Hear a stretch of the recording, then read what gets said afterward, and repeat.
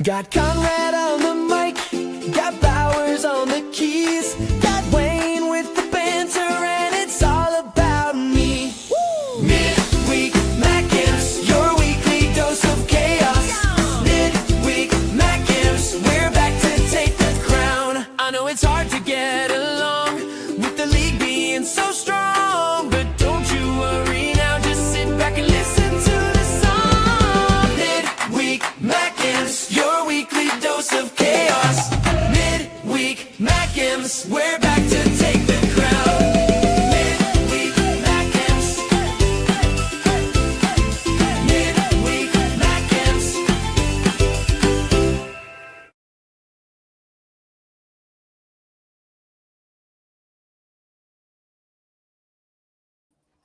Hello, everyone. Welcome to Midweek Mackems. We're back after a horrendous, yet another international break. I'm joined as usual on all of the channels above, Black Cats TV, Only Fools and SAFC, and Michael Bowers 541 by our wonderful panel here. Wayne, how are you doing? Top of the pops, mate. Top of the pops. Nice to be back. Top of the pops. Can't believe it's been a week since I was sat in Malta. Now back here in the piss and snow, freezing cold. But happy to be back. Looking forward to the football at the weekend. Nice to be getting back to some normality. So I'm all good, mate. How are you? Not so bad. Your initial tone of that being back from Malta didn't sound like you were happy to be back, but we'll go with it. We'll go with it. Michael Bowers, how are you doing, sir? I was just about to say it's going to be a bit of a temperature change come from Malta to like Sunderland. So yes, I can actually imagine Wayne's all right. And I'm not doing too badly, mate. Not doing too badly. How are you getting on?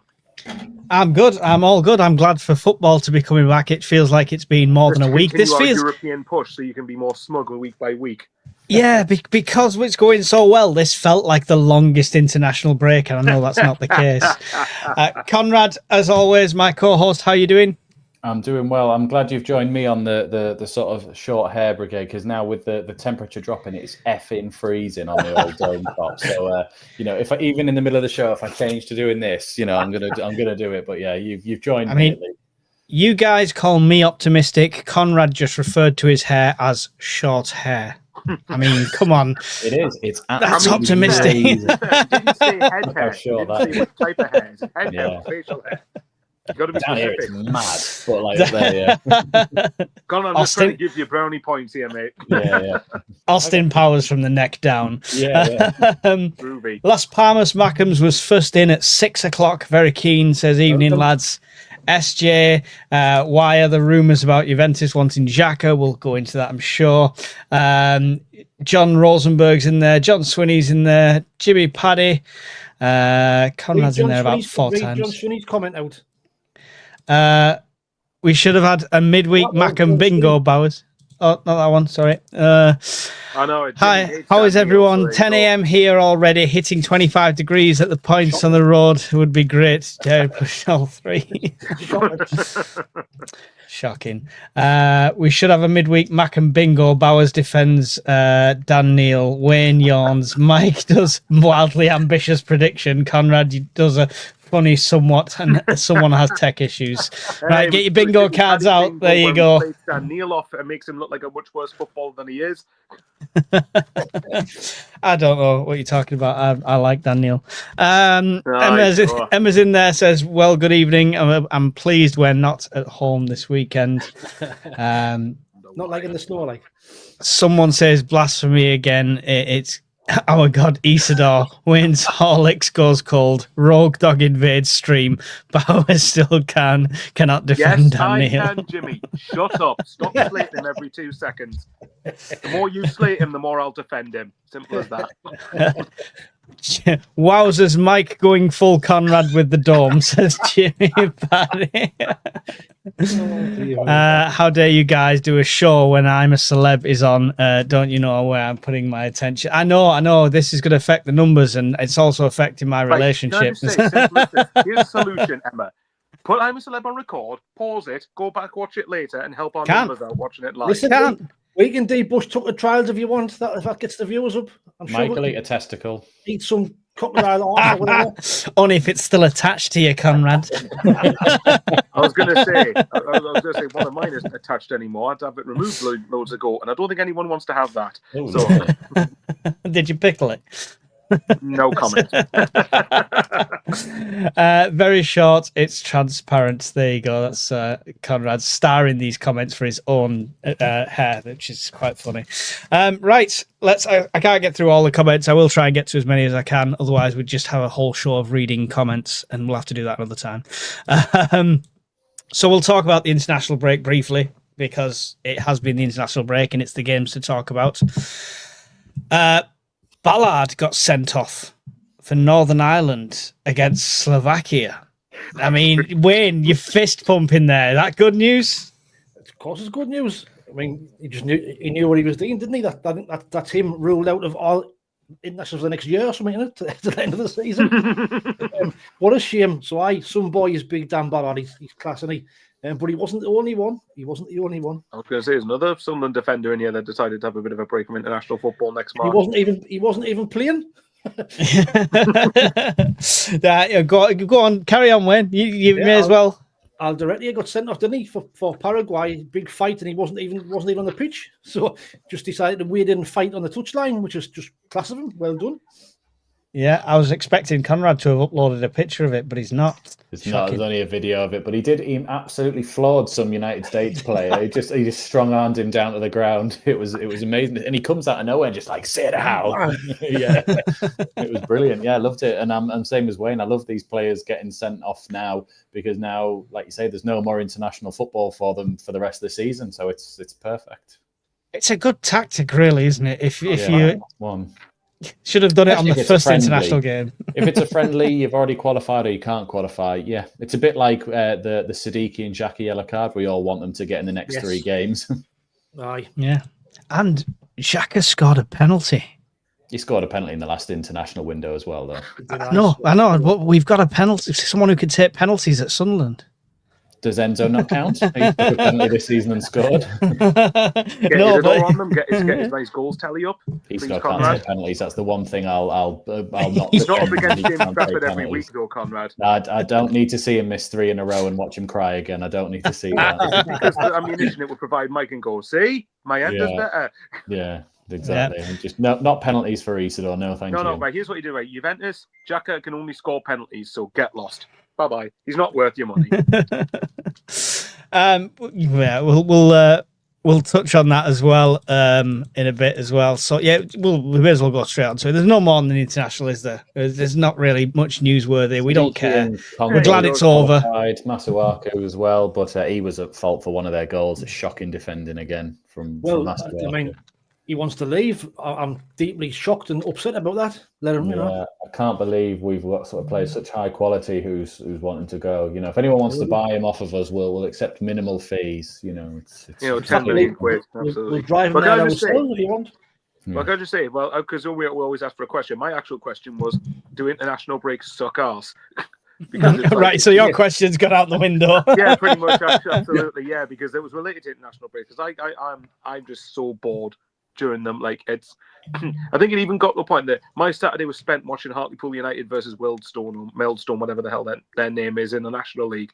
Wealdstone, yes. Which finished 1-1 because it was good. We scored 2 goals within 5 minutes. Sorry, there was 2 goals in 5 minutes, and then the rest of the game was dull as dishwater.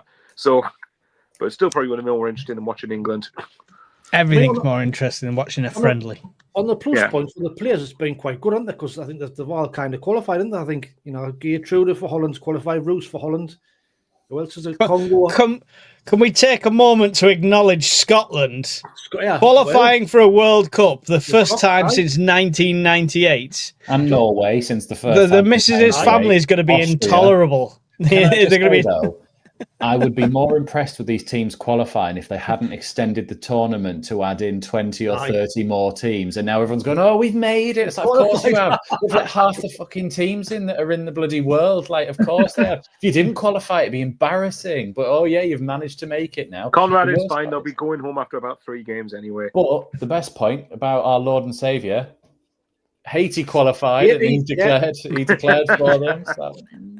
Just Can I saying. just say as well, remember the World? Was it which one was it? Was it the World Cup in Qatar, whatever it was, 2022 one? Which one was it? Or it might have been the Euros before that, where England drew 0-0 with Scotland, and Scotland literally celebrated that. Euros like a a lot of League One clubs celebrated getting a point against us. Yes, they came and did a back to the wall job, got a point off of us, but we beat everybody else on the way through. But they also conceded a goal from their own half, which they seem to be buzzing at from last night. Aye. But 4 years ago, when they did it and they were knocked out, it wasn't as funny then, was it?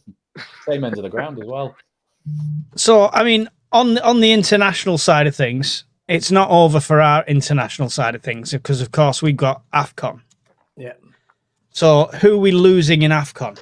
Well, we could be losing So 6, 7 players. Masuaku, Reynaldo, Diarra, Siddiqui, Talbi, Adingra, and Traore, I think. Yeah, Seven. Seven. Out Did of we So- mention Reynaldo? Sorry. the ones that are playing, there's only about 2 or 3 that's in the starting lineup at the moment, is there? So I think we'll be all right. Plus the fact we've got that many points on the board now, I'm not quite as worried I was at the start of the season. However, doesn't say I want to get in a slump, of course, but I think we'll be all right. So, I mean, how it ends up happening? You want to get the point. You want to get more points stockpiled, don't you? Just in They case all of that. can't But get- to be fair, Mike loves Mayenda so much. There's a good chance he's probably going to play a lot during Afcon Well, and play I was on the gonna wing. say that. So They there you go, all Mike. can't Silver get lining that for you. far. They all can't get that far, so we'll start to get them drip fed through back. And the two that are the most the teams that are most likely to do that well is Diarra, Nigeria, if he gets picked and if he goes. But I said to Mike the other night, I think he will get picked regardless. It's like a Rooney for England when he knows he's only going to play like the last game, he'll still go. Can I just And quickly say something, Adingra Conrad? for Sorry. Ivory Coast. Sorry to interrupt what you said, but I think there's a point on Diarra that I've only just thought of. That might actually not be a bad thing if he goes, because he won't be that match sharp, will he? And he could get match sharpness for I've forgotten what nationality is because my geography is terrible. Senegal. There you go. So it could be that his match sharpness gets built up for Senegal, and then it doesn't affect Sunderland's results too much. If you know what I mean? Yeah, and we get him back a bit game. Well, providing he doesn't get injured again, hopefully a bit more match fit.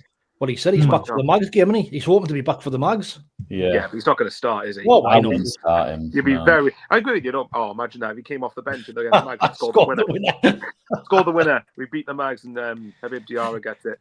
Oh, we'll already be 3-0 up by the time we have substitutions at 60 minutes. What about that? It affects our bench more than we'd like it to. Is the issue at the moment? That's the thing, because we're like. In the ideal world, okay, Reynaldo drops out, Sirkin's going to be fit and playing and have to get up to speed quickly in the next sort of few weeks for that one. And by all things I'm hearing, he's doing quite well when he's playing for under-21s, but we all know he's also made of glass and he doesn't last that long. So if he can last 2 months until Reynaldo's back, that'd be great. And then you've got Siddiqui in the midfield and it's a bit like, right, well, who fills in for you? Because that's a really big, important role that we've been doing it. No, they didn't. They did all right. I liked McTominay's goal, and I'm sitting there going, we should buy him. Because when we're a Champions League team, get Scott McTominay back in. What a player that would be. Don't rub around Mike far too much. But I'm living. He's just rubbing off on you far too much. Yeah, yeah. It better not be rubbing off on me. I hope he isn't anyway. Metaphorically rubbing off. Yeah. I've lost my train of thought. I'm thinking about Mike rubbing off on me. Bottom corner. Separate them. Wait, should we just leave the stream and just leave these two have the room in themselves? Go watch our last transfer video. It was pretty much that. So, I mean, it mainly affects the bench, but obviously it affects the midfield. So who's the starting lineup in midfield for you during this Afcon break then, Wayne? Well, I think Chris Rigg would probably come into the side, wouldn't he? Other than that, you would probably have to say Dan Neil would be an obvious choice. Regis de Bries, as I already said, he still sees him as a future and as a prospect for us. So he could be a prospect. Depends on the formation, of course. You know, Lafayette could move inside and then we'll have somebody else on the wing. Ian Brown just said thinks about a 5-3-2. Isidore could move out left and Broby could play, or we've got Mayenda there as well. So there's loads of different options we can have. Just have to wait and see. I mean, we never know. Not all of them might get picked. Diarra might not even go. Is it that time for 09 to get some Premier League minutes under his belt there, Conrad? I'd love for nothing more than to have a game where we're comfortably ahead and we do give Luke O'Nien his minutes. I really think he deserves it. And at that point, I'm almost then inclined to go, thanks very much at this moment. You know, we don't want to hold on to you. You know, if you want to play football somewhere else, then please do, you know. But I want him to have that moment with us first, to just be like, where you started with us, to you finally got your dream of playing in the Premier League with us. And I think it's just a nice little story. But I don't think he's going to be a starter. I think we'll go a sort of similar formation to what you just put up, but it's going to be 5-2-3, because we've been playing a lot of two-man midfields anyway, with Hume inverting in the last two games especially. But I think you're more likely to see it be someone like Gertrude playing midfield with Xhaka and Hume sort of filling in on that one. And then you've still got McKaylee, Ballard, Alderete and Sirkin likely over on that side, you know, or even if you do a 4, you've got Hume who can go out that way and Gertrude can play out this way. We like our 3 up top, and it might be that, like we've mentioned, that Mayenda does get time out on the right-hand side, which I'm all for. I think that was where he played some of his better stuff for us last season. And Isidore could end up moving out left if Robbie continues as he is at the moment, which is contributing to big goals and big moments for us. And Isidore's not a slouch on that left-hand side. We saw quite a few times this season where he gets the ball out on that channel and will drive at teams. So was Adingra away with the Ivory Coast? Because I was looking today and I couldn't see him in. Wasn't even on the bench for their 2 games? Was he because he's injured? Wasn't picked. I didn't see him in their squad for the 2 games. Do you reckon this is like a bit of 5D chess from the Breeze? Because he's not selecting Adingra, that means he's less likely to get picked to go to Afcon, which means he might be here during Afcon. Right. If you're in the Premier League and you're part of an Afcon team, you go into Afcon. Yeah, I mean, I know. You know, quickly on the 09 thing, just touch on what Conrad said earlier. Could you imagine, and this would be the dream scenario, this isn't going to happen, but it would just be funny if it did. Imagine against the Mags, if, say, I don't know, they get I don't know, Wolf Marder sent off after the first like half an hour. We then go on to score 3 goals and we're 3-0 with 20 minutes to go. And then 09 comes on, he kisses Anthony Gordon and then gets the prick sent off. I mean, he did it to, was it Jakob Sorensen for Norwich a few years ago. So, you know, why not? Go on. Kiss Anthony Gordon, get revenge for Trey Hume for the do you want my shirt nonsense. I don't think, no, Adingra didn't go. No, I don't think just Ian Brown's put there. I think Ryan Hildo wasn't in the Mozambique squad either, to be fair. But I think Mozambique were already through, so they probably thought we don't. A bit like a lot of England players in the last scored few. In the previous game though for Mozambique, hadn't he? I think they're probably doing what England did, which is we're already in for Afcon. We didn't need whatever this is. Let's just rest and rotate, and you know, like give the likes of Dan Burn a chance to actually. And then when everyone goes, "Oh, he's the greatest England centre back ever," it's like, have you just have a day off? You're slating him for your own team, and then he's the greatest England centre back of all time. Great, okay, cool. Have a word with yourselves. Yeah. It's not even the best centre back in the North East whose initials are DB. Class, love it. Cool.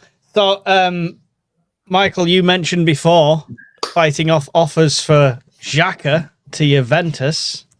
What do you think about that coming in through? It's saying that they're interested in Juventus, interested in Xhaka.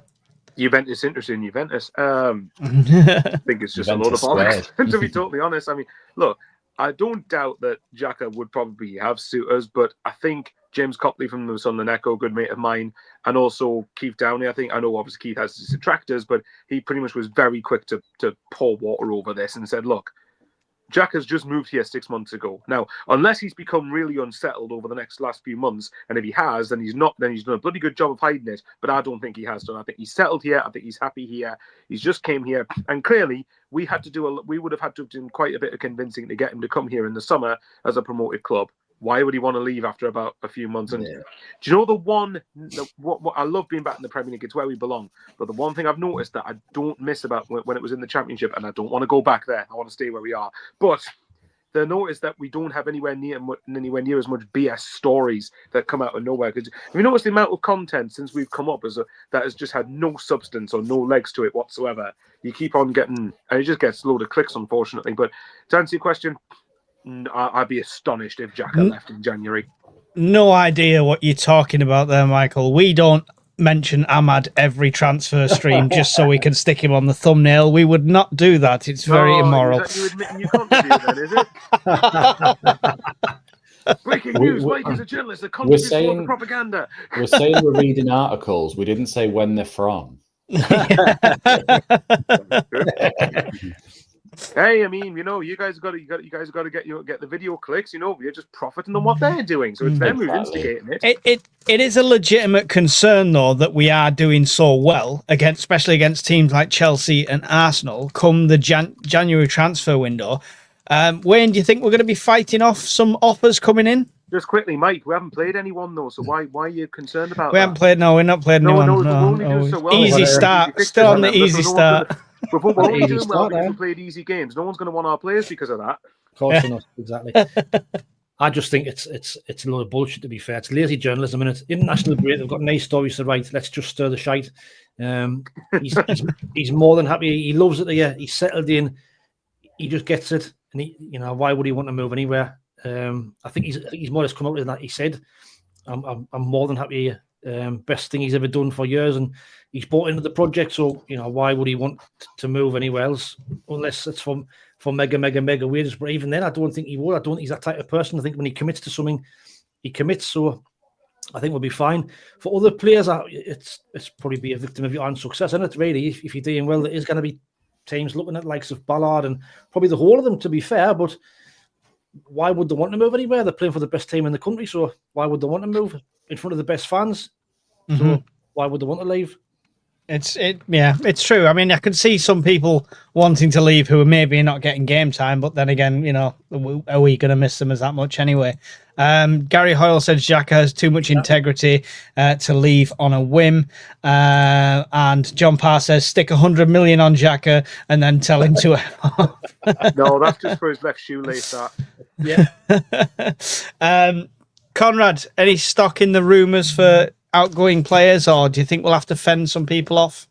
No, the ones that, I mean, you heard about is obviously Masuaku, which we keep getting the rumours that he's not happy because he's not playing. I think he's been part of 3 games, and all 3 of those games, I think we've been quite critical of him, and rightly so. He's not been at the level. I didn't want to be that brutal, Wayne, but he's not been at the level of the other players. He's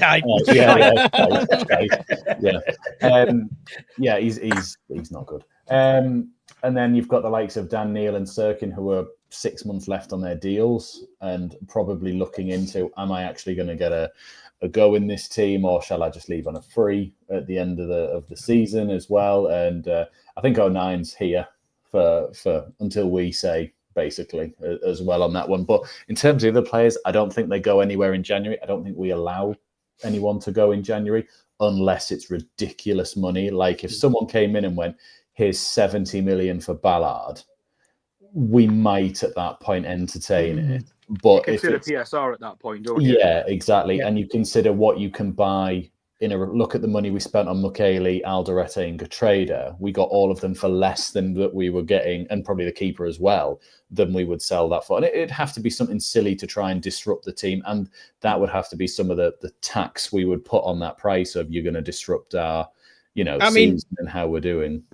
Obviously, the club is as ambitious as me, and they want to go past 10th sort of thing. So they're willing to spend money in January as well. Mm-hmm. So, I mean, we could set our own price tags pretty much. There's no reason to fire sale anyone off, is there? We could really set high price tags if we wanted to. Could we do early business again, like we did with Enzo last season, where we know that players are out at Afcon, but we go like bang, 20, 30 million on a central midfielder on like the 1st or 2nd of January, tie the deal in by like the... No, it makes better content if it's all on deadline day. I'm just saying, Enzo was in and we still did well on deadline day, Mike. It was just... True, to be fair, he didn't say one or the other, did he? Yeah, I didn't say, it's not either or. It's just, it was, especially because of Afcon, and could be injuries that come back from that one as well. They could get all the way to the final and need a break from it as well. You just want that one. And for me, central midfield or wings is where we need another player anyway at that point, or like an attacking midfield anyway, because I thought Diarra was all right for the 4 games that he played for us, but I didn't by any means think he was fantastic. No. I thought there was a lot of like, okay, I want to see more. I want to see you involved more. But unfortunately, that rug got pulled out from underneath him with his injury there. But I don't think we've missed him from the first 4 games either, or we've adapted well enough that it doesn't matter. And obviously been, from the first 4 games we had 6 points, and what we're on now, 19. From the other 7, so we're doing pretty well. Have you seen KLD's kind of quote, or what he's been saying in this past week? He said, "Fuck the Mags, I'm not painting the bar again." Apart from that, we're going to sneak into St James's Park and paint it red and white. Yeah. He was asked if the Champions League was a dream, and he came back and said, "No, the Champions League's a goal." Yeah, I did see that. It's on this documentary thing on YouTube. Yeah, it was class. I've got it in the background right now, and I've not seen it yet at the time of speaking, so I'm going to watch it. But yeah, now was that a tongue-in-cheek comment, or did he? No. Was that a tongue-in-cheek comment, or did he actually? No. Oh wow, okay. He means, for me, he means business, and he wants to be up there. Mike has literally infiltrated KLD's mind here. Mike is KLD. Oh my god. Imagine that. That's why I'm broke all the time. This football club's taking it all. Yeah. In January, it was in French, wasn't it? That video, but if you put the captions on, and it's exactly what they said, and then Enzo does a somersault. Serious question, actually. If Mike says he's that broke, put a bet on for Sunderland to finish in the Champions League. You probably get exceptional odds for that, and then if it happens, then you can just go. If you're confident it's going to happen anyway, then you're going to get a shit ton of money from it. Yeah, what kind of idiot would put £10 on us to win the league at the start of the season? I wonder who that would be, mate. Genuine question, actually, because how do you approach January in that sense? Because let's assume that we get another. Well, ideally, but you got to. Yeah. I'm trying to keep my feet on the ground, 1 foot on the ground at least. I'm going to have one high pie in the sky, but like regular pimp. Pretty much, yeah. I'm looking at it like Conrad mentioned was another midfielder, and I think wingers is the priority that I think we need to sort of look at. But you also don't want to spend a lot of money to then restrict yourself PSR wise over the next couple of seasons, if you know what I mean. Like a lot of teams have gone down the road of a couple of seasons where they spend a lot of windows, and then they've got to cut a couple of windows where teams can't do that much because they've blown their PSR allowance basically. But on the other hand, that also obviously depends. If you have one, like what Brighton do, if you have one big sale every summer, then that's what I wanted. Sorry to interrupt you there, Mike, but that's what I was going to say is a lot of those teams were like, oh, we have to sell somebody, but we don't want to sell anybody. Whereas our model for 4 years has been make someone better, sell them for big profit. And then allow them to improve again from there. Exactly, and use that money. So you're sitting there going, Mukiele, fantastic player. I don't think he's here going, this is where I want to. Maybe we do go when he carries on with us, but he probably goes, I'm here to show that I should be playing higher level than this, and that's where PSG were wrong and Leverkusen were wrong about me. So he's the one where you could flip him for a bit of money, and your youngsters is unfortunately it's the likes of Ballard, it's the likes of Rigg, it's or Hume. You say Ballard, by the way, but he's 26 now. Yeah. That's a prime age for a centre back at the moment going into. No, I was going to say for our model role, that's like middle age. That's like he's ancient. We're only going to offer him a 1 year. We're only going to offer him a 1 year deal now because he's that old.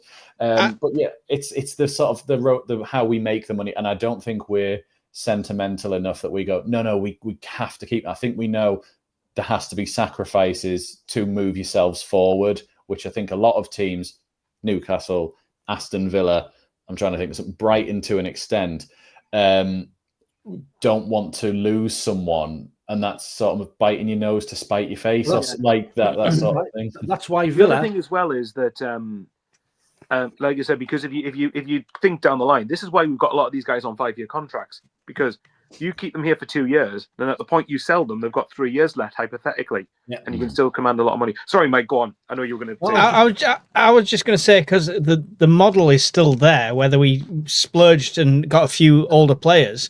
I think as long as we don't waste money on, Reynildo's touching the edge and Xhaka's touching the edge of the age we should be going at. It should be like in early 20s and stuff like that.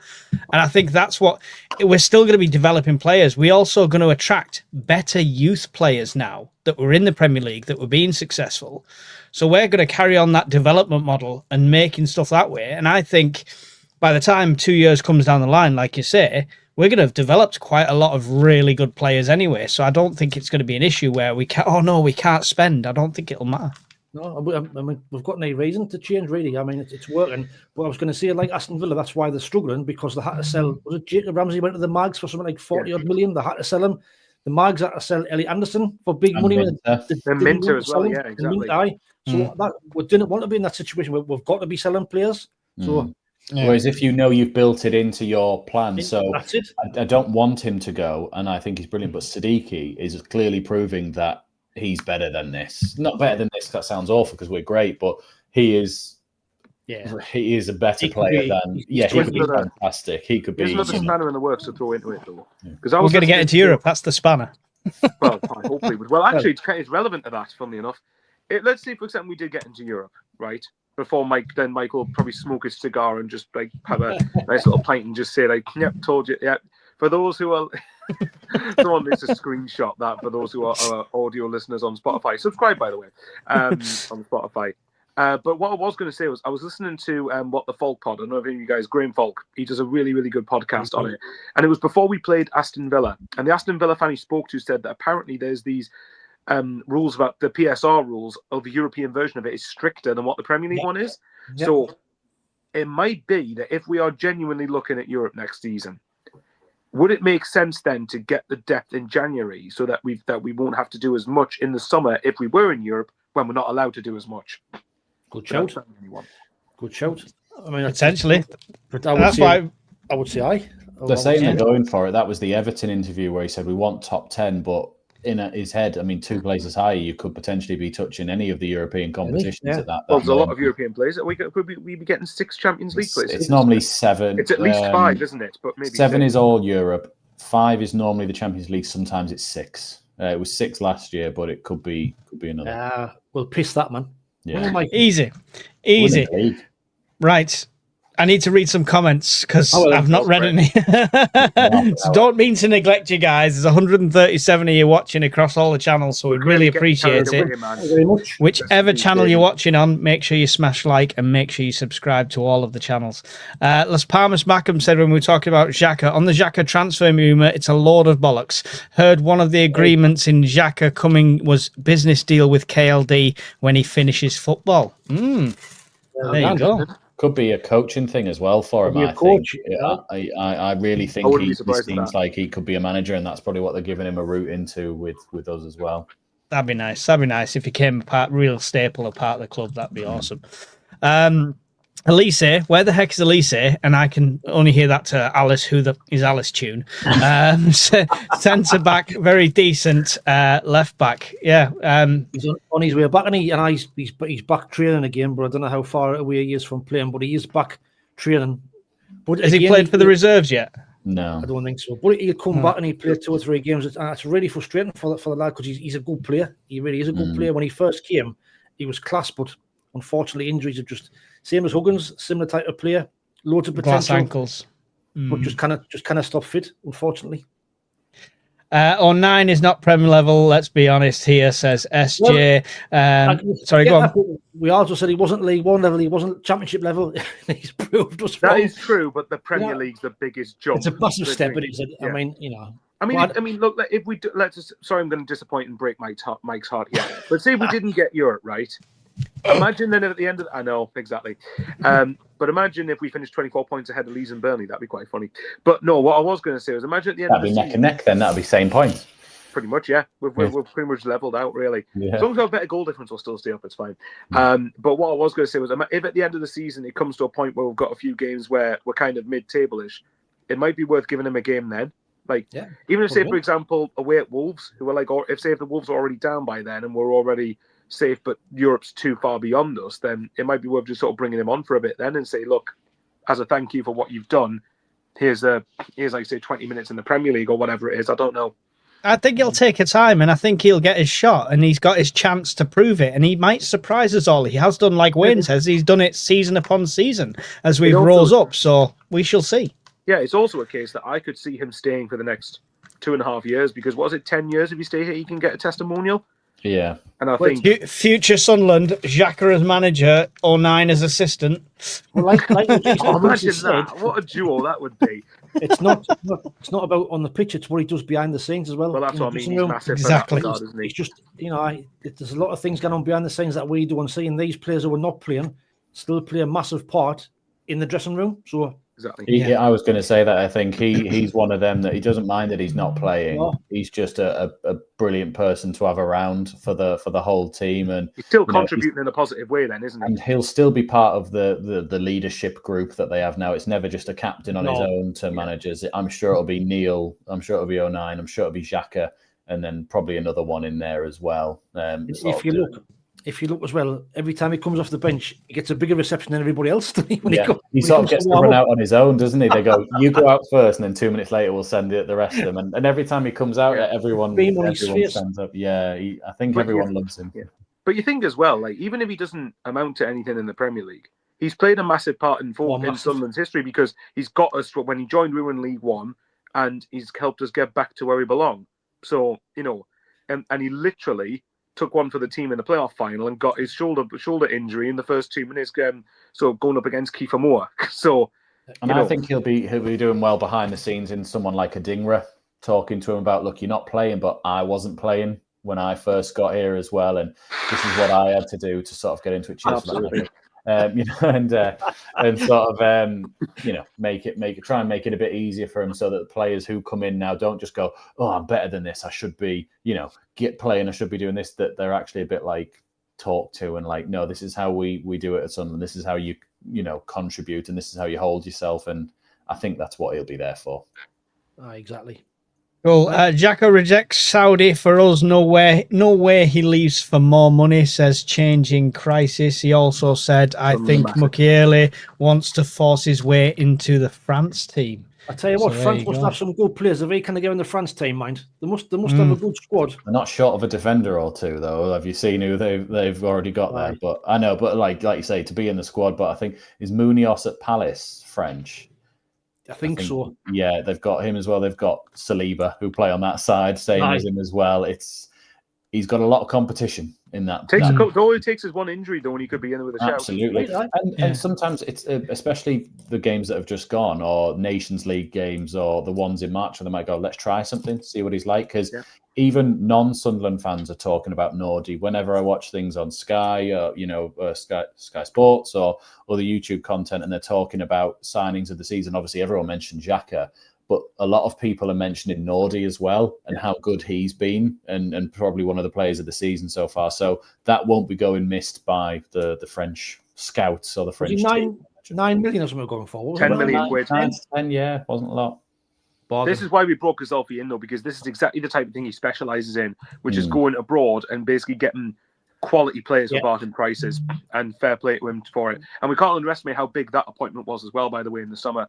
Sort of lessen the load on Christian Speakman, and at that point, Stuart Harvey. Obviously, Harvey's now gone.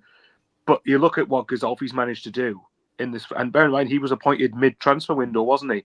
Yeah. So, fair play to KLD in particular, and everyone behind the scenes for driving forward the way they have done in such quick succession too. Let's get through some comments. We will spend big in the next window. Will we spend big in the next window when we have Mundell, Talbi, Enzo, Mienda, Traore already in the squad? Well, if Mike's right and we're going for Champions League, then yes. I'm excited to see Mundell. I'm looking forward to see what he can do, because I before he got injured, he was absolutely brilliant last season, and he's better than Clark. So I'm interested to see how good he is and how good he can do when he comes back. Yeah. Can I just say on Mundell, I do think he's great. He was amazing when he first broke in after Clark, and then he got injured in like November. And when he came back, he wasn't the same. No, I don't think he was fit. And then he wasn't. He was in and out injured as well on there. So I really want us to take our time with him, because I do think he's a player who could easily make the step up and play in this league with us. His defensive duties were underrated as well last season, because everyone thought, oh, he's scoring goals, he's getting assists, but no, he actually was helping track back. He used to help cover Sirkin with Bellingham as well. So I think he'd be a really good person to have in front of Reynildo, and also someone who could link up well with Isidore or Robbie, whoever's in there. John Rook had a good point there about Europe there, the one you just put on there. Yeah. Do you think that if we were to qualify for Europe, is it too soon, or do you have to take these opportunities when you get them? Take them when you have them. I don't think it's too soon. If you look at our team, any other team that's gone up, and even us when we've gone up in the past, it's took time to gel. It's took time for them to look like a good team, like they work together. But you look at our team now, and if you didn't know, you'd think they'd been together as a team for years. Aye. I think we've trumped that already. By the end of the season, I think we'd be ready for it. And that what you've just said there, that is what fills me with optimism for having a really good season this season, because at this early stage, when we've got all these new players and we're playing together, like you say, like they've been playing together for years, what they're going to be like after 6-7 months together, it could be a massive, massive season. And bear in mind as well, when Wolves went up, was it 2018? They finished 7th twice in their first 2 seasons. Right. So, yeah, but I do take the point. It's harder to do when you promote. I mean, what helped us massively was the fact we had a lot of PSR scope, and that was enabling us to get the business we have done. But you still have to recruit the right characters, the right quality of player. And remember, it's a big gamble sometimes recruiting from abroad because of how much time do players need to settle to adjust to the Premier League. But if you look at players like Siddiqui, or even when he was playing, Diarra didn't look out of place. No. So I think we've got the squad to a point though where we've got a Premier League squad, right? Exactly. There's a couple of players that have made the step up as well. There's a couple of players that are on the bench that are still starting to make the step up, and they're going to get pulled along by these really good players. And the more they play together, the better their camaraderie gets as well. Yeah, when we do spend, we don't have to go, oh no, we need a left back, we need a right back, we need a centre midfield, we need this, we need an extra goalkeeper. It's not a panic buy. We can be picky, we can spend money on a really good quality 1 or 2 improvements. I do think we've got to take the opportunity while we can, because I remember thinking all those times that we nearly did it in like the 2010s or even in the 2000s. We were almost there. And it felt like, well, if we get this one player, maybe we can put a challenge in, or if we get to this round of the competition, maybe we can get this in. And it was almost like we were trying to build and maybe do it. And at this point, you just sort of think, well, look, I'm not saying we're going to win every game and go on and easily win the league like Mike is. I know we've got a bad spell coming up, but I think this team are more than capable of coming through it because of what they've displayed so far. And you may as well go for it now. There's no point sort of trying to plan to be ready for it. If it happens, it happens. I mean, it might hit us like a ton of bricks, like Ipswich in 2001. They came up, finished 5th UEFA Cup, did really well in the UEFA Cup, but got relegated for it because they didn't improve the squad. I think they still held on to, Sunderland legend Marcus Stewart and Marcus Bent at that point before they got Darren Bent later on. Well, there's another Premier League team that are doing half decent in Europe and then can't handle the Premier League, but we won't mention them. That's for a few weeks away, lads. Yeah. But you are right, though. I think the way I look at it is in January. Let's say in January we've got to 30 points, right? And I know the fixture list we've got coming up is very, very hard.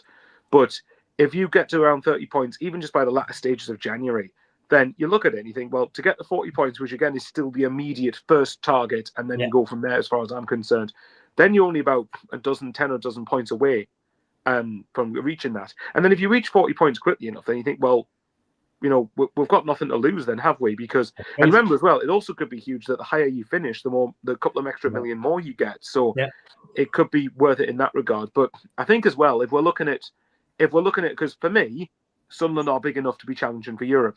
And the deluded mags can scoff at that all they want, but we are big enough to do it. When you look at West Ham, are they bigger than us? No, I don't think they are. Forest, I know Forest, and these clubs are massive clubs, by the way. Don't think Forest are bigger than us. I don't think Leeds are bigger than us. I don't think Brighton are bigger than us. I don't think Wolves are bigger than us. And those clubs have been able, Leeds obviously was quite some time ago, but a lot of the other clubs have gone for Europe.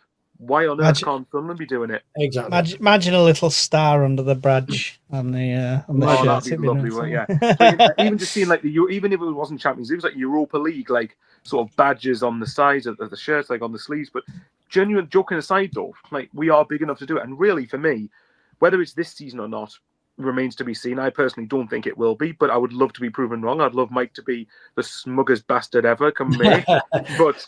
I'm working Conrad on it. Wouldn't, but I certainly would love it. But you look at it, and I think if we don't get it, then fair enough. But I think if you sign players in January with that in mind, then it might be that we're already prepping the squad to have a challenge next season, even if we didn't do it this year. And then you're sort of looking after yourself PSR-wise. So, and remember as well, remember all the crap we've watched. Remember everything. Remember everything we've watched. And one thing, I'm not to make it too much about Newcastle, but I have to get this point in. The amount of fans from their perspective, and obviously there will be some sensible ones, which does seem like a foreign concept, but there will be some sensible ones. But for me, like a lot of them that can't stand the idea of us not being shit is hilariously baffling to me because, like, with all due respect, we've had to sit there, be out of the Premier League for 8 years, 4 of which in the third tier of English football, which followed back-to-back relegations and years of constantly watching smaller clubs do better than us in the Premier League, while they were the richest club in the world, Champions League, win the Carabao Cup, first major trophy for 70 years. With all due respect, they can F off.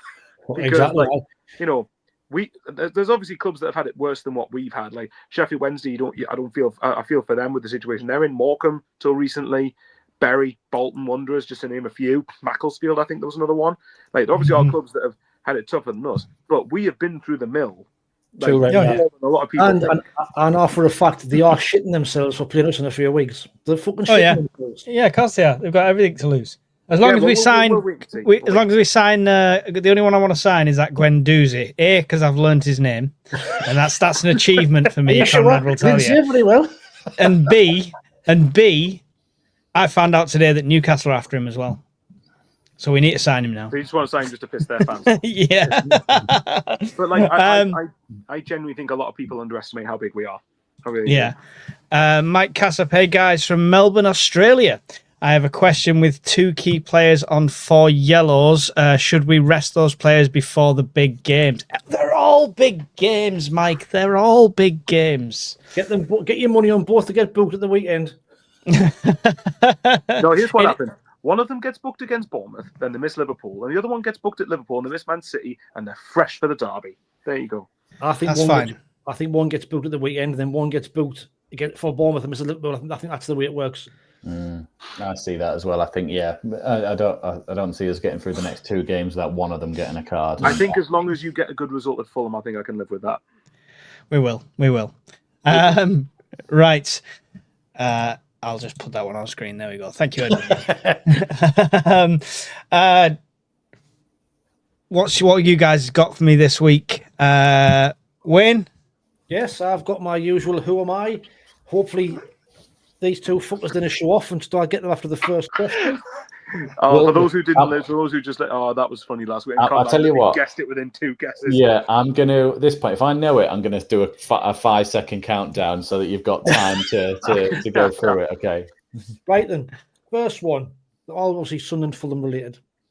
I played in England between 2001 and 2011 for only 3 English clubs: Fulham, Spurs, and Sunderland. It's a dick. Steve Malbronk. Yes. Indeed. Over 200 Premier League appearances between 2001 and 2011.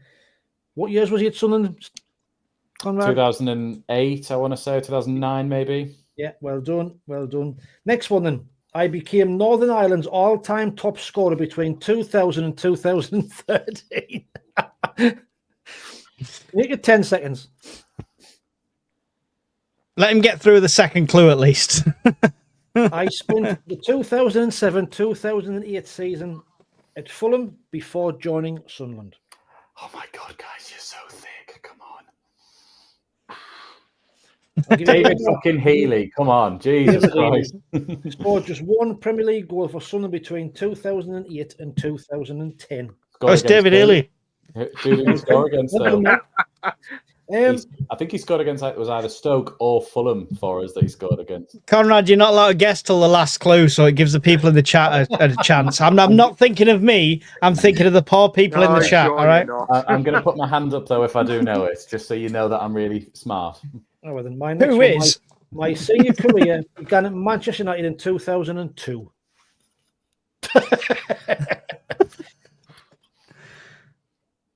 No. I played for Sunderland from 2007 to 2012, making more than 130 appearances. Fraser Campbell. Kieran Richardson. Well done, Mike. Well done. A player I like. Next one, then. My professional career began in 1999 with Manchester City. Okay. One Conrad hasn't got straight away. He will get it. Unless he's pulling a very clever act. No, I want the next clue, actually. I spent the 2007-2008 season at Sunderland before moving on. Oh, who did I just think the last one was? I thought the last one was somebody else, and then I went, no, it is Richardson. But I think it's this person that I had the name in my head, but I can't think. Man City in 99, and Sunderland was, how many years at Sunderland? 2007 to 2008. He joined Fulham in August 2008, stayed until 2012. A two-who. Yeah, well done, Mike. Dixon a two-who. Didn't have that one. Yeah, that's fair. Didn't have that one. Next one. I'm retiring. Two's my personal best. Quick while you're ahead. Two people put Nader Manua. Like, how old do you think That he was is? 10, 11, Jesus. Next one, then. I played for Hull City from 2006 to 2009, which earned me a move north. David Myler? No, I joined Sunderland in August 2009, staying until 2012. Turner. Oh, yeah. Got competition here. Tell you what, Turner. let you bow to you That's two. what I Go for had. it. That's what I had. Turner. It's the only one I could think of in the whole show. I forgot he played for Fulham, though. I was like, it's Turner, I think it is, but I didn't remember that he played for Fulham. 2014, 2015. Just the 1 year. Fair enough. Next one. But, wait, hang on, Wayne. Mike, close the chat. Close the chat. Yeah. I wasn't looking at the chats over here. Yeah, So if I'm looking over here, I'm looking at the chat. That's what they all say. I earned 65 caps for Wales between 89 and 2004. Played for Sunderland between 1996 and 1999. That's before I was. Oh, That's my heyday. Nicky Summerby. That's my heyday. I joined Fulham in 1999, staying until 2005. 2 spells with a loan in Lee between. Clark. No, he did play for Fulham and Sunderland, though. I played centre back for more than 2 decades. Melville. Andy Melville. Well Yes. done. That's honestly before 2000 is a weak spot for me there. So I really have to think who that is. I'll keep that in mind for future quizzes. Good. Yeah, that'll be when Mike's there because he's old. Listen, if anybody knows about old, it's me. Yeah. Right. Did you tell me to turn the chat off just so I'll click on the starred bit so I'd see Ken's comment about Mayenda? That's the only thing on my screen now. No, but it's just because I believe you're reading it. I joined Sunderland's Academy in 2015. Okay. Just 15. I made my first team breakthrough in 2017-2018. Josh Madger? Yes! Josh Madger. Yeah, I couldn't get the name. I was just going to say, I thought it would either be Josh Madger or Joel Asoro because both of them debuted that season, didn't they? Yeah, Yeah. Madger did play for Fulham for 6 months in the COVID season. He Didn't we sign him from? Was it from Fulham's academy or Man City's academy? Man City's. Man City's. Yeah, I thought so. My Premier League career began at Fulham in 2000. Okay. I scored 63 Premier League goals between the year 2000 and 2012. Louis Sahar. Louis Sahar. Yeah.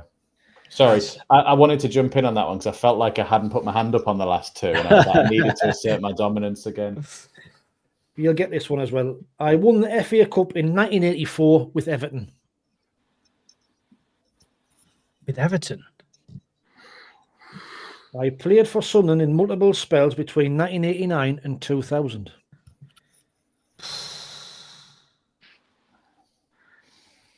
I joined Fulham in 1997, staying until 1999. I didn't know this. I hope this is right, but I didn't know I played for Fulham. Actually, got it wrong. I might be looking like a big tit here. Bracewell? It is Paul Bracewell, aye. Returned to Sunderland as a coach in the 2000s and 2010s. So I, Paul Bracewell. Yeah. Pulled The that last out. one then. the last one, you'll get this straight away. I played for Newcastle between 1990 Lee and Clark. 1997. Yeah, Lee Clark. Mentioned him earlier on. That was Do you want me only to ask you reasonable. who am I? See if you Go get on then, this. how are they? Right. I was- I'm a member of the Midweek Mackem podcast. I turn very grumpy after 10 p.m. at night. I get annoyed with Conrad Lee, who I think is an arsehole for getting my questions right on the first clue. Who can that be? Conrad. I also do a video with a Leeds fan who somehow did not think Xhaka gets into the combined 11. I will say the Bless him. funniest part of it was last week when you went, I've made these really tricky. Anyway, I'm a Greek winger, and it was Cheris Marias. Can I just say I'm surprised you didn't throw Kevin Ball in there as a curveball? Oh, You Curveball. could literally do like a League One banterish one there. See how me and Conrad could probably get them quicker. Spoiler, probably would be Conrad still. But you know, it would be quite funny. Emma's right there. I mean, just If go, you who am I? I played for Sunderland League One. I was fucking shit.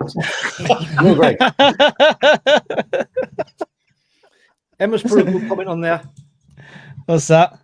He has 5 minutes left. No, he doesn't.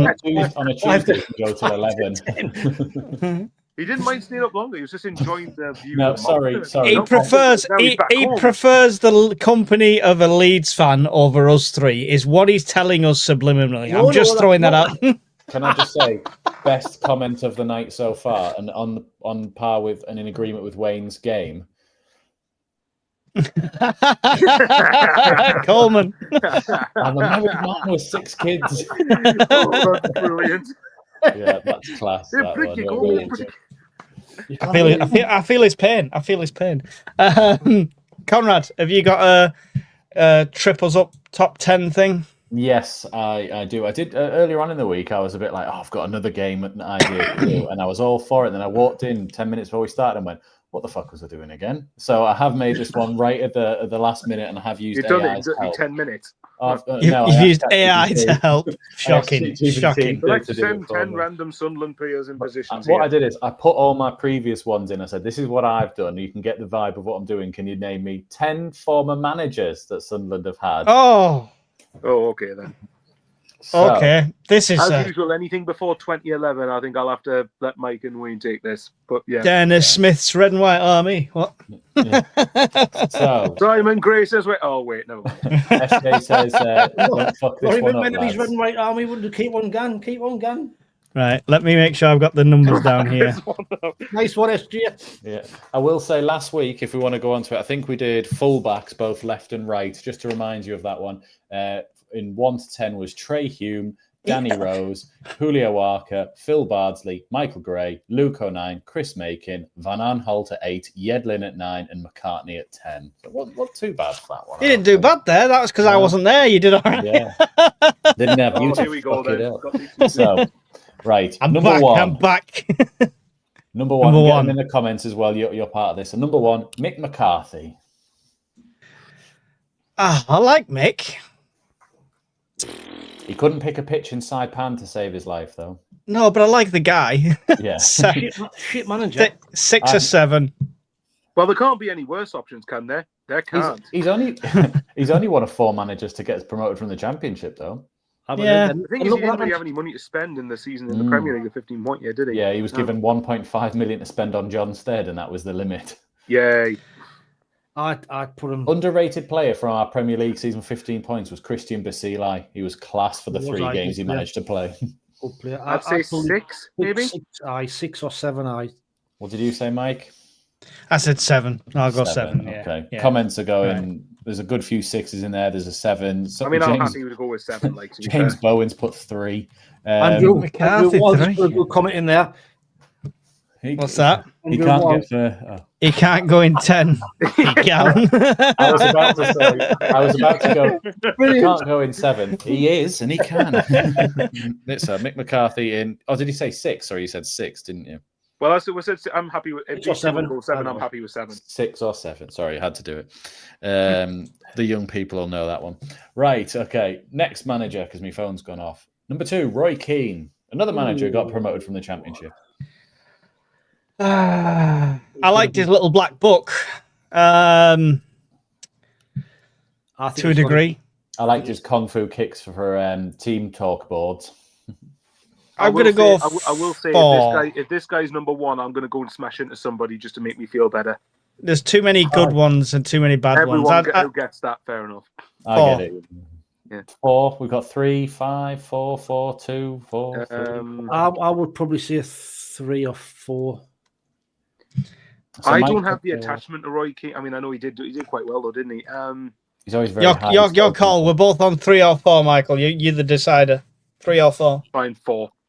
4. I've got visions. It's weird because my perception of him is that I keep getting baffled when people want him back. He's done nothing in football management ever since 2010. No, he hasn't. It was As just a number 1. Just at the time. I've still got a black away shirt somewhere with Keane across the back, but it wouldn't even fit on one leg now. In fairness, I can't deny the good he did for Sunderland. So yeah, I'd say 4's fair. It was probably just right appointment, right time, and right set. Yeah, probably. So we got 3, 3, 4. Ian Brown 3, Edward Young 5, Gary Hoyle 6. Sorry, I should start telling them what the comments are doing as well. McCarthy's in 6, and I'm not letting them two fight again. We've got a whole. No, he's in 7. Mick McCarthy's in 7. He went in 6, didn't he? 6. No, he went in 7. We'll put him 6. He's in 6 now. Right. Okay. Yeah. Right. Anyway, Okay. Has anybody got visions of Michael Beale being number 1? Because I can see it coming in. Oh Jesus Christ! Could be worse. Could put Stoko in 10. Steve Bruce, number 3. Steve Bruce. Our second highest finish as a Premier League manager. His first 2 seasons were good ones. You've got to judge him off the whole thing, though, right? But when it was ending, he won 2 in 30 games. That was shocking. He was lucky that the season split over 2 because of that. Gary Hoyle 7, Jimmy Paddy 10, John 8, 10, 7, 7, 3, says Sean Thompson. See, I'd go 5. You can't argue with 13th and 10th in the Prem. Put it this way, compared to Martin O'Neill, and I bet you a lot of people would view him more fondly, I think the end of Bruce's tenure was considerably better than the end of O'Neill's. You've got to think who else is potentially going to be said. Well, that's it. Like, it did end very toxic, and he did deserve to be sacked. But right, go on, 5. We'll go 5. I think he gets a harsher nit. I think for his time at Sunderland gets looked back on more harshly than what I think it deserves. Right, Michael, put him in 5. 5. Okay, so you like to do this. You middle band yourself. 4, 5, and 6 have all gone at the moment. Oh God, yeah, it's always one extreme or the other in the end, isn't it? Yeah, you try and hedge. No one's willing to go number 1, like, and then go number 1 straight away. Michael Beale 1. Oh yeah, we are. If you say the right name, we'll say number 1. Number 4, Peter. No, it's not Peter Reid. I wouldn't do that to you. Number 4, Michael just mentioned him. Martin O'Neill. Martin O'Neill. No, I didn't like him. What numbers have we done so far? 4, 5, 6. I'd have put 7 or 8. 7. 7, 8. Because I think apart from the first 3 months, his tenure was shite. His football. We are literally filling it out from the middle block here. We've got 1, 2, 3, or 8, 9, 10 left. His football was shocking. I thought boring. John's gone 8, Jimmy Paddy's gone 8, Andrew Wall's 6, Las Palmas Mackem 8, SJ's 8, Emma's 7, Kevin Taylor's gone 1. Get in, Kev, lad. He is. Are you related to Martin O'Neill? Is that I just think, right, to be fair, the only reason I'm giving him a 7 is because the FA Cup run was good, and that was it. But I think I am when convinced he sacked it off at Everton at home. To be fair, though, I am absolutely convinced, and I'm not saying DeCanio should have been here longer term. That should have been a short-term appointment to the end of the season. That was it. But if that change hadn't happened, we would have gone down that season. I'm absolutely convinced of it. We were sleepwalking into it. Yeah. We looked poor against 10-man Norwich and Newcastle. 7. Okay, well, again, Michael has mentioned him. Number 5, Paolo Di Canio. This is not. I like Di Canio. This list, I promise. I like Di Canio. I've just realised. Right, I'll tell you after. He's not an 8 for me. He's got to be a 3. No, not in any way. Nah, no way. I like Di Canio. The passion. The highest I'd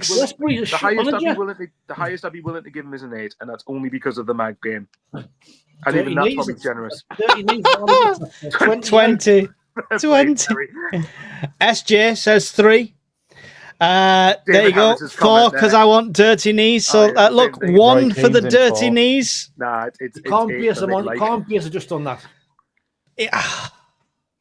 Well, what would you have given him, Mike, out of the numbers that were available? That second season, he was shit. No way he's a 3. I'm not having that. Right, okay, fine. Okay, we'll do 8. Shocking. The Overruled. only reason he's not bottom is because of that one result. That's it. And the home win against I'm going to write Di Canio and then So sorry 2 wins in brackets. 13. Brilliant. And he hates ketchup. And he hates ketchup, aye. But he was a big reason that we lost Phil Bardsley at the club. Like even when he came back and under the next manager, I think his time was done. Hang on, is that you saying the next manager who followed him at Sunderland, or the next manager in this list that you're about to The say? next manager who followed Di Canio, Gus Poyet, I was going to say do because enough next to get one Bardsley could have had back a different in. name. Yeah. So number 6, the 1-1 specialist, Jack Ross. Jack Ross. 10.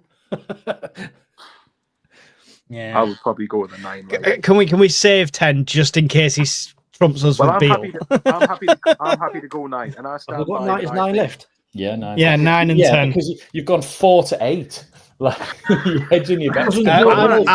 I've been outvoted on all of these. We're doing this reputational thing though, where we're just going one extreme or the other, and we're saving both for the very end. I stand by, and here's another thing I stand by at this day. He should have got us promoted with the team he had that first season. And by the way, just to reiterate, I think I've got the picture of the table in front of me at that point as well, actually, which has decided to go off, which is not very helpful. But it was basically after, what was it, Rochdale away we played? It was like 7 games left to go, and we were like level with Barnsley, and we had 2 games in hand. To not get automatic promotion from that position is a criminal. To finish 4th. 5th. Or was it 5th? Jeez, yeah. Even worse. Yeah, and number 11 for Jack Ross. One more, I like it. Okay, right. Next one, number 7, Dick Advocat. Oh, I like that. I didn't rate him either. Oh. But we bought his wife some flowers, Michael. And you got to take big inflatable cocks to away ends. You've got to remember these things. What to do? I'll get a big inflatable testicle. You all screwed us. Di Canio should have been 1. Because at the minute you're sitting there with 1, 2, 3, or 10. It's like, oh my He's god, not why a 10. Like, he's not a 10. Oh god, You've got to put him 3 then. He's not a 10. He's got to go on 3. I think he's much more a 10 than a 3. Like, I'm not number 3. Dutch Advocat. The only reason I go 3 is because I'm worried. Do you know, I put it this way, at the start of his first full season, well, start of the season he was here. What was it? We had like Leicester, Norwich, what was it? Swansea, Aston Villa, Leicester, Bournemouth, and West Ham, and he didn't win a single one of those games. That's title-winning Leicester. He just qualified Curacao for their first World Cup. Either won 7-1. That away point at the Emirates was one of the best defensive performances I've ever seen until this season, and at least anyway. Did you tell AI to do all managers like Peter Reid onwards? We're not getting any oldies on these. Yeah. Shocking. I'm quite passionate. You're right, Colin, to be fair to him, actually. That 0-0 Arsenal was a great defensive performance. The problem was everything I saw after that was one of the worst defensive performances I've ever seen.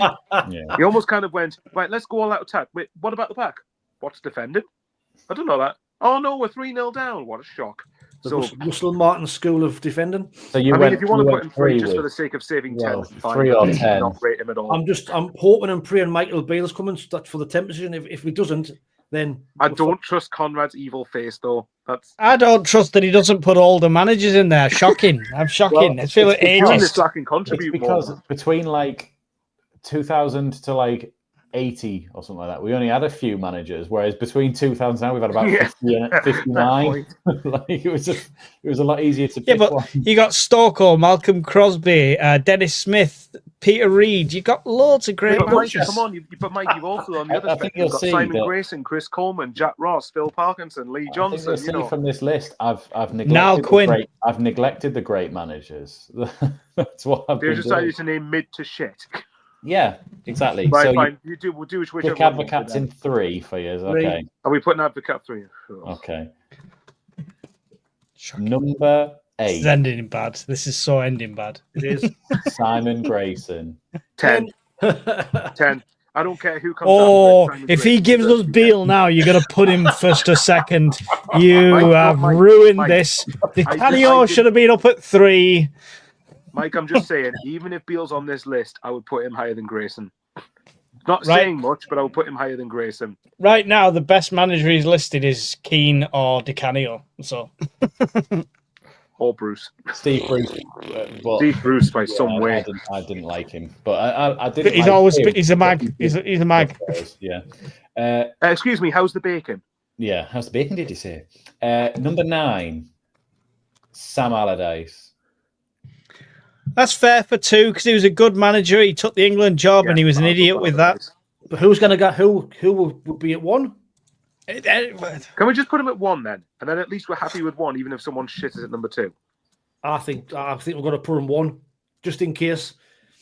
And not to mention, to be fair, do you know when you get one of those big what if stories? I reckon you have a ton of them with Sunderland. One of my biggest ones is what if Allardyce hadn't stayed. Sorry, what if Allardyce had stayed? Where would we have been?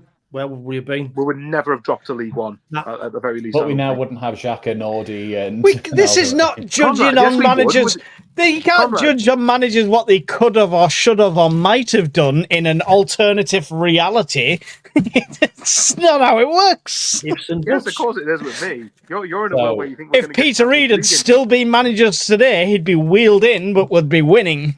Mike, no offense, but you always dwell on what ifs and everything because you think, what if we win the Premier League and what if we get? And that's Champions not League? that's not a speculation. That's a guarantee. That's statistical. It's maths. So I love Sam Allardyce. I need a lock in because Wayne's bedtime's rapidly approaching. We haven't even discussed. Right, Fulham yet. I'd go 1 personally, but the other 2 I'd they go won't 1. disagree. Fair enough. All right, fine. This is on you two. I'm not here. I'm just an extra.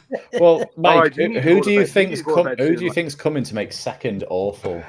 You're either going to give us something like Beale or something really good that should have been above them all. Well, if it is Beale, at least he's above Simon Grayson, so fair enough. Well, the only one I could think of that would be better than anyone we've mentioned is Peter Reid, and Peter Reid is not on this list. What about Reggie? Well, it's 11 games into his Premier League season. Can we try and guess who the last person is? You can all have one guess. Okay, What about Mowbray? You have to give us. Is it since I got into football? Well, if you've noticed from the rest of this list, it's since 2000. So I'm just checking. 'Cause Shocking. You might have thrown a Shocking. spanner in for this I last think option. I think Alex Neil's going to be in there. Alex Neil. Okay, It could be I'll ask this before I guess. Is it since we dropped out the Premier Gus League? Poyet. No. So it's before we got relegated under Moyes. Yes. Fine, Gus Poyet. Mike?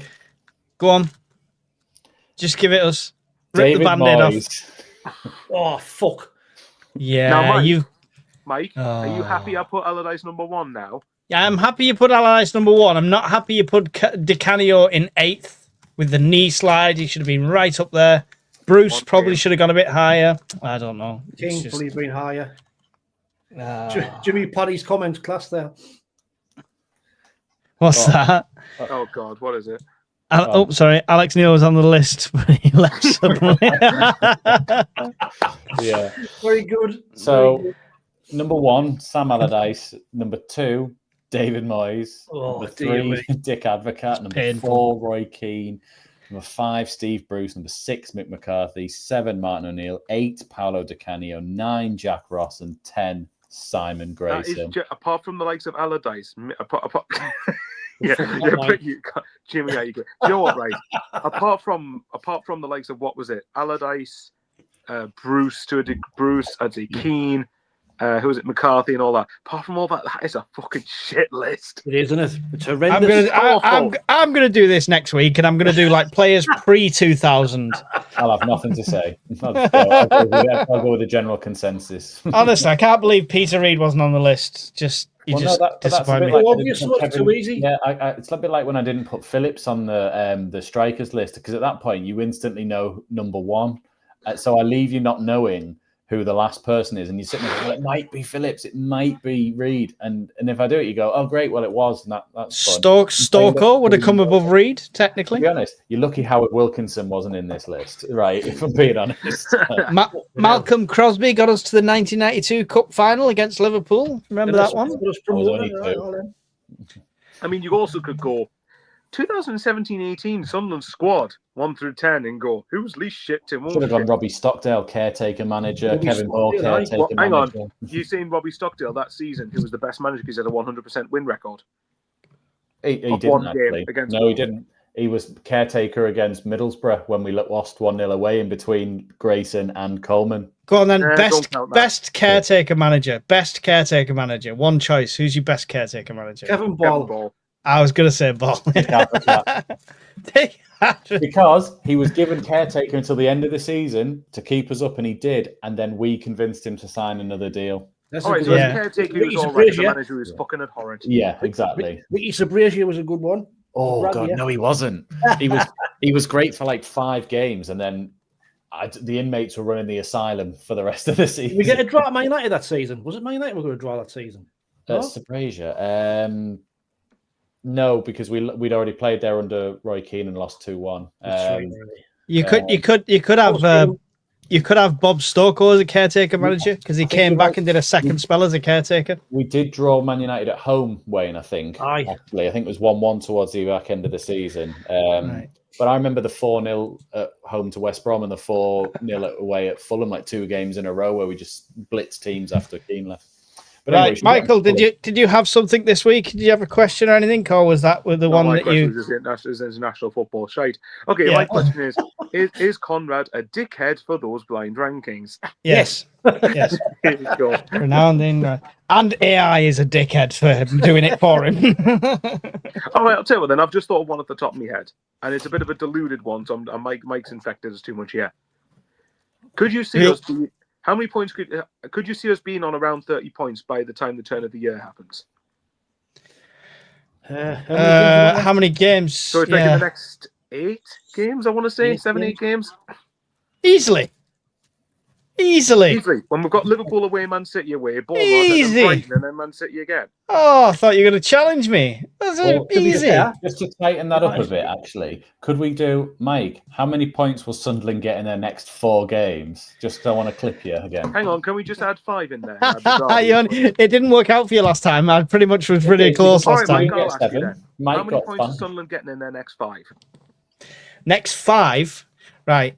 So Fulham, Bournemouth, Liverpool and City away, and then the scum. Barcodes.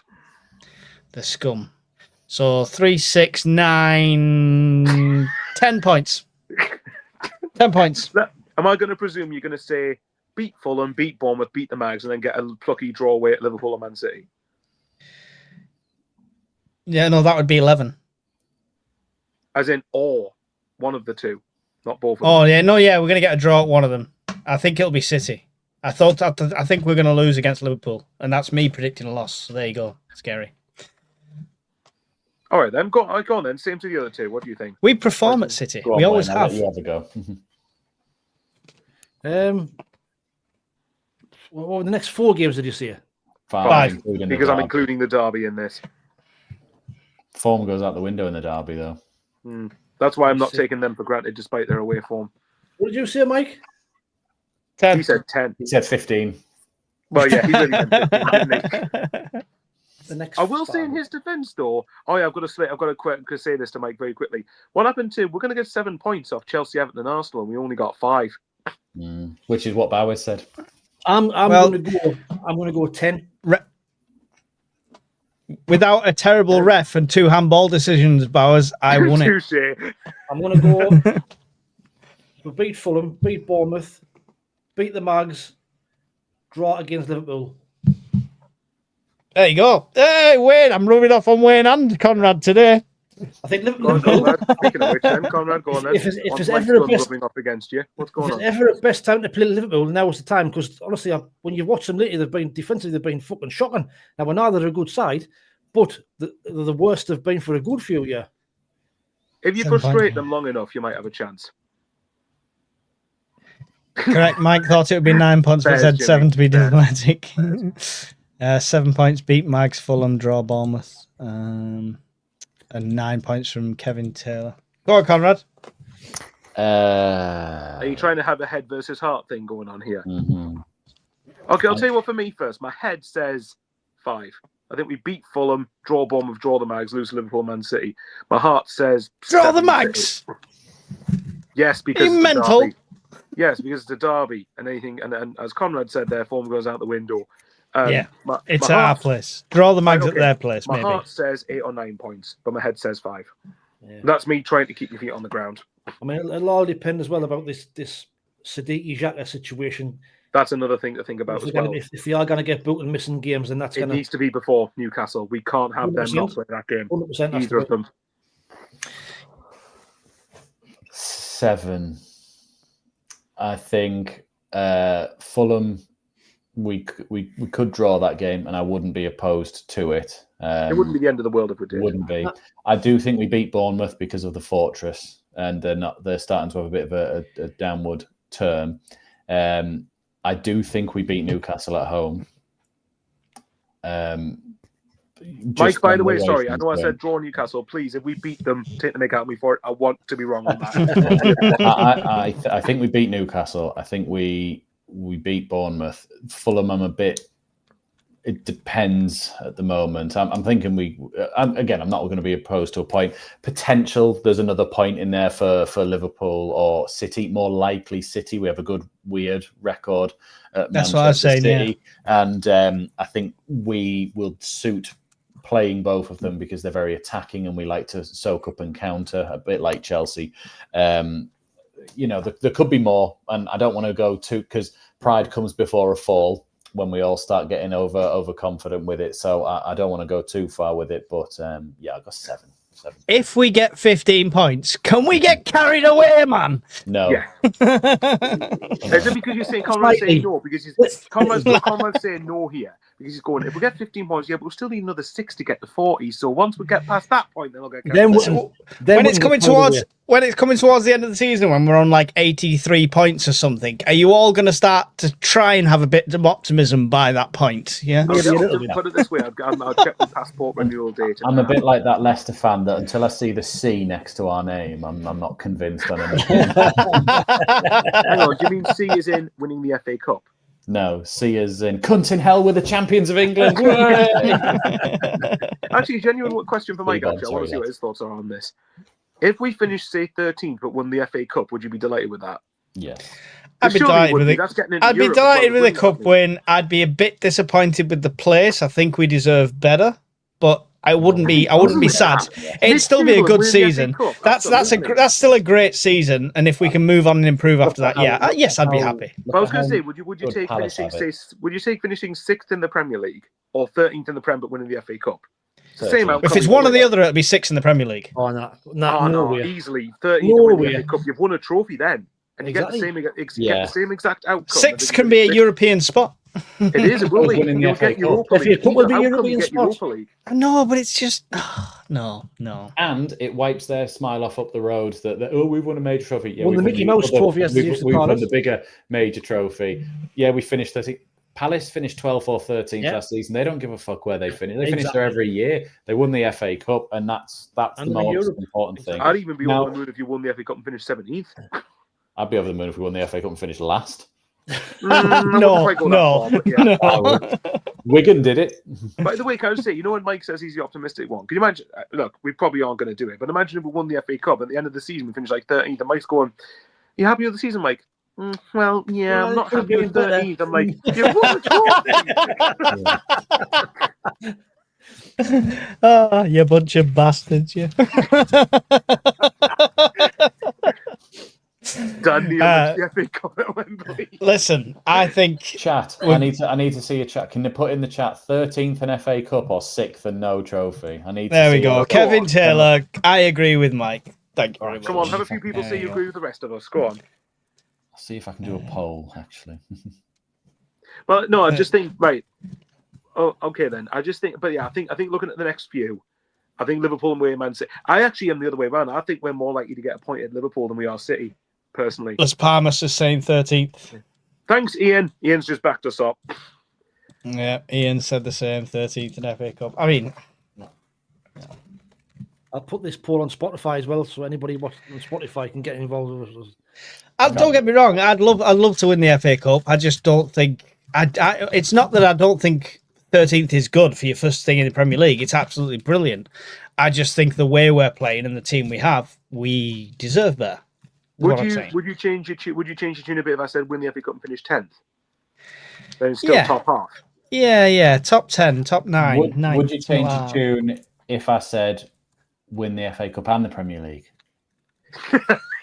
Yes. Yeah, I'd be okay with that season. I'd be okay with that season. You seem to be so hung up on finishing sixth. I just wanted to check if first was better for you. For me, if we get knocked out in the third round and finish 17th, I'll still be happy. Yeah, same. I don't know. It depends who we get knocked. If we got knocked out with someone like Harrogate or something, or Crawley Town, Gateshead, I'm like, I think as fans, we owe it to the club to demand more, not be happy with 17th win. We have to, as fans, we have Mike, to want more. Remember, it comes from a place where all we had to celebrate at one point was winning a pizza stuffed crust. I know. I've been through it all along like, your side. Really... I know. That's so funny. Just as I mentioned, still celebrating. Pizza Cup, yeah. Yeah, that's true. Please, I'll finish 17th so FA funny. Cup and they get relegated. That's a good season. Yeah. Oh, what was it? What was the season where our game got them relegated? Under Allardyce. Is it Allardyce? Yeah. It was our game that got them relegated, wasn't it? Yeah. That shame we appointed the dour bastard Moyes afterwards. Yeah. Right. That would be amusing. Come on, we've got to think of Wayne's bedtime. We'll quickly do Fulham. He's fine. He's got another 20 minutes usually. You know, he can stay up. I've got matchsticks in. I'm fine. I'm all right. Good with this fight, guys. I forgot to play the gong, tonight. So we've lost all track of time anyway. But yeah, you know what you also forgot to play? Never clicked that. I never clicked the button. That was not me. Can't believe you played that, mate. It's ridiculous. That was not me. Not guilty. As well. That's ridiculous. I got to play that because he scored, which was my crowning moment. And then I didn't get to do the show straight after it, so I was gutted about that. Did you not play it when you were doing the live stream? Oh, he did. Did it in the live stream. Best thing is, he doesn't even celebrate. He turns to find where it is, puts it on, waits for it to end, and then goes, "Yay!" Do you think Blobby was like starting to celebrate? He goes, "Yes, hey, someone's played Mr. Blobby." Fuck off. Then you just ruined it. It was just shock, Conrad. It was shock. He scored. Panic. Where's the button? Yeah, and you said it was an overhead. You said it was a bicycle kick, and I'm like, well, for your angle, maybe. Did I? Yeah, you called it you either called it a bicycle or an overhead kick on your stream. Yeah, it was because he was falling over as he kicked it. Probably too strong to fall over. Hey, falling in style. No, the ground fell up to Robbie. I think is what you'll find. Anyway, Fulham. Fulham. Let's talk Fulham. Not on great form, obviously. Down at 15th. Obviously, you know, form's not everything. We know that. It can change in a heartbeat, you know. They did beat Wolves 3-0. Was their recent win, but that was 1st of November. So, I mean, what are your guys' thoughts, Conrad? What you just spoke to a Fulham fan, so what's your thoughts? To Emilio, which will be coming out on the channel tomorrow at about 4:00ish. There, he was saying it's been a sort of hard slog for Fulham this season. It feels a lot like Marco Silva's heart's not really in it. I know they've been offering him potentially a new deal this week, but they're still umming and ahhing if he's actually going to sign it and if he's committed, because he did go for the Spurs job in summer, but obviously didn't get it. And I think he's wanted more investment from Fulham and they haven't given him it. So it's been a bit not a great start for Fulham, shall we say. They've been very good at home, 3 wins, a draw and a loss. The only loss being Arsenal. Away, they are shocking. They are absolutely terrible away from home, on average conceding more than 2 goals every game. They've got no recognised striker other than Jimenez, who's half fit. Munoz is injured. Yep. They all think that the 2 defenders, Anderson and Bassi, are likely not to play because Bassi played for Denmark. Obviously, got knocked out against Scotland, and Bassi for Nigeria didn't qualify for the World Cup either and has been travelling back. He was optimistic, shall I say? Just in spite of all of what we've just said. You'll have to check out the video out. But he did predict them to go on and win. But he said that was more hopeful than anything else. Wayne,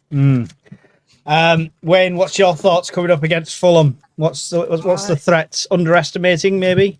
I think that'll probably be it. But I think, you know, the danger is you got into that game after you're just on a massive high from the Arsenal game.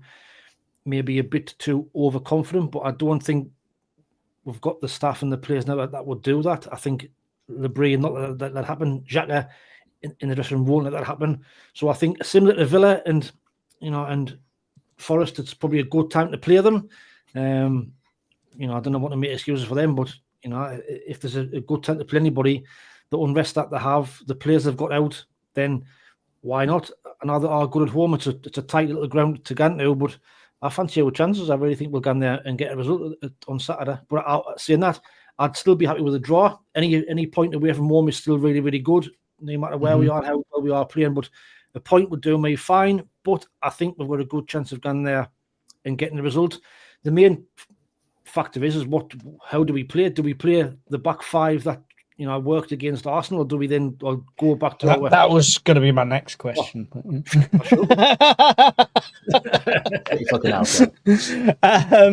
Bowers, anyone threatening from Fulham? Anyone who worries you?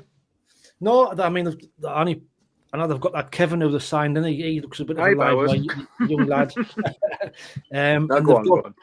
Alex Iwobi was a decent player, but apart from that, they haven't really got that many. Sessegnon's decent going forward as a wing back, but apart from that, I'm not really worried about any of their players. To be fair, I think on paper, man for man, we've probably got the better squad. Bowers, is this the game we end up doing a Sunderland though, and not performing because we're playing a lesser team? Yeah, that's always the issue. I mean, you could put Burnley in that category, couldn't you? And not to try and sound disrespectful to Burnley, but I do believe, man, we have better squad than Burnley do, and Leeds. So it's a good thing, really. We've got to get that head start for the 24 points gap, which I'm not going to let go. But if I look at Fulham, I think I've got a good feeling we're going to win this game. I think there's a lot of unrest at Fulham at the minute, and I think the big thing is if we keep it tight and keep them out, then I think we will have too much. I don't think it's going to be a classic. I think it's going to be games where we're going to let Fulham.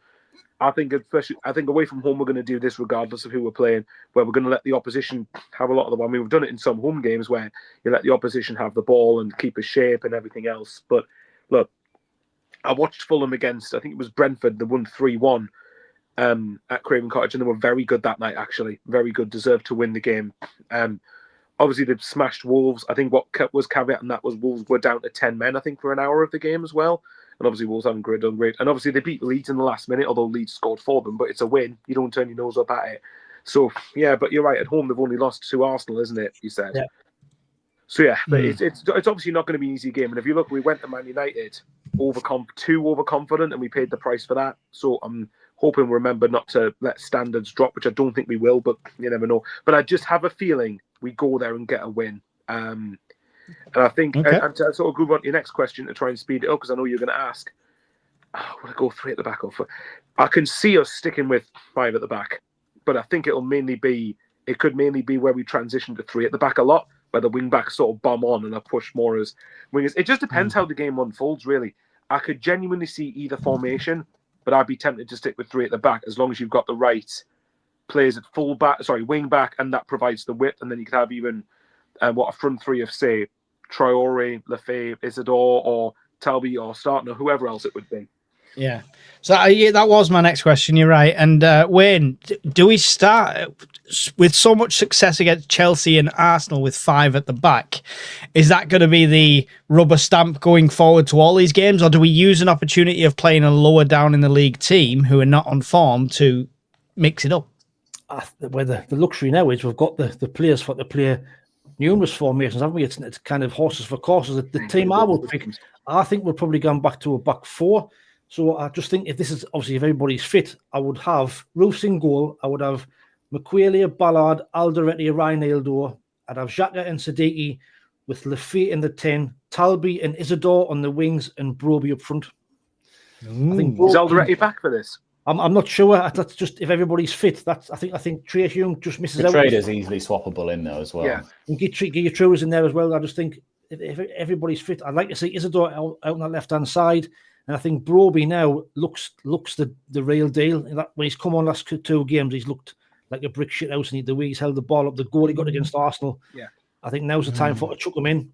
But still, Isidore would still like to see him on that left hand side, pace, power, and attacking their fullback. So. That's how I would do. By the way, just quickly to add on what Wayne was saying, I also think that a point here wouldn't be disastrous for us either. By the way, at all. Yeah, I think even a point would take us halfway towards 40. So I think it's important to at least get something, even if we don't win. Okay. Conrad, drop Isidore, yeah? Didn't score. No, you're right. I think this is probably the most time he's been under threat for his position. And it depends what you want to do, because do you want someone... Are we going to sit back a bit and try and let Fulham come at us and use that sort of gap in behind, which I think Isidore would then be better at? Or are we going to go and try and bully their defenders, in which is what Robbie would be better at, of course, and doing that one. I will say we haven't lost away in London since 2018, regardless of what league we're in. Announced Fulham 2, Sunderland 1. Yeah, exactly. But that was also announced before Chelsea, and we still went and got a result there as well. I think they'll retain the formation that they did against Arsenal and Everton, mainly because he did it against Everton, in which Hume inverts into the midfield again. I think that the trialing something with that one, where we end up playing a 4, but it gives us a 3, and then another still, further bit up top as well, and it gives us that extra bit of cover if we do get countered on. There was a comment before saying Fulham are that shit, we can't name any of their players. I mean, it's going to be Leno, Tete, Anderson, Bassi, Sessegnon because Robinson's injured. It's going to be Iwobi. You're looking at Jimenez, you're looking at Traore, and then it's not shit, is it? It's not shit, is it? Like, I think Lukic is suspended. One of their best. Yeah. He's out though. He's suspended. He can't be a big miss for them. Harry Wilson is a big player for them as well. Munoz is injured. Yeah, Munoz is out. Lukic is suspended. So there's 2 big players out for them. Harry Wilson's going to be a big player for Reynaldo and that side to deal with. Kenny probably starting now, wouldn't he, if they've got them players out? Potentially. I think we'll do the 5 just because we can flexibly move it into a 4 during the game, and then it allows us, which is what we didn't do against Man United, to see how the game's going, and do we then let them go a bit, or do they start in a strong defensive position and then push to attack? Push out. I think being away from home, that's how we'll set up. The 2 games this season where we've lost is when we've gone into them overconfident, which was Burnley, because we sort of went, we just smashed West Ham, and look, we'd infinitely better transfer window, and we lost. Man United, we were like, we're going to get Amrin sacked, look at how well we're doing, and we lost. So it's not going to be easy going away to Fulham, and like you said, I would still run away with a draw.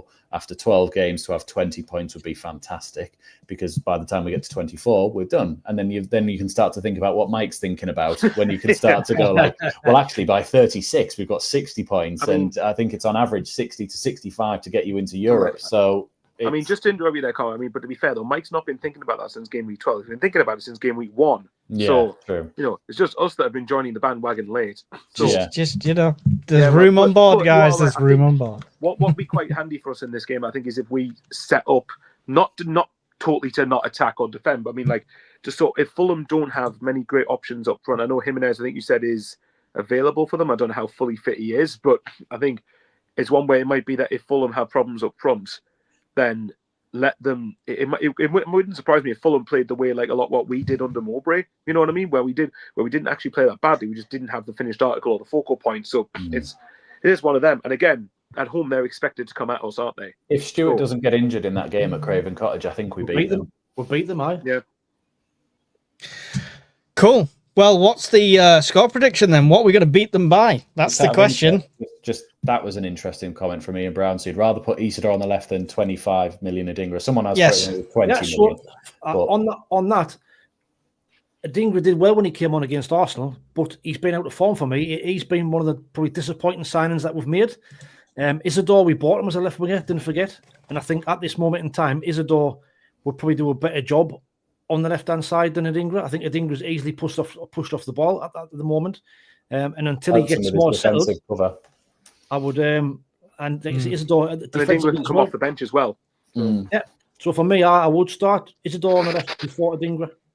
I think if Isidore did start on the left, he would be substituted around 60, 70 minutes. That seems to be quite the norm for him as a player, because he does put it all in for 70 minutes. So could Broby play a full game that's top it. Though at the minute? That's the only thing. And then if the size of his thighs, he could play 2 games back to back. Have you seen the way he runs? He looks like he's ran a game already by the time he actually comes on. To be fair though, Isidore was tremendous against Arsenal, man. He absolutely ran his tits off against Arsenal. He was absolutely class.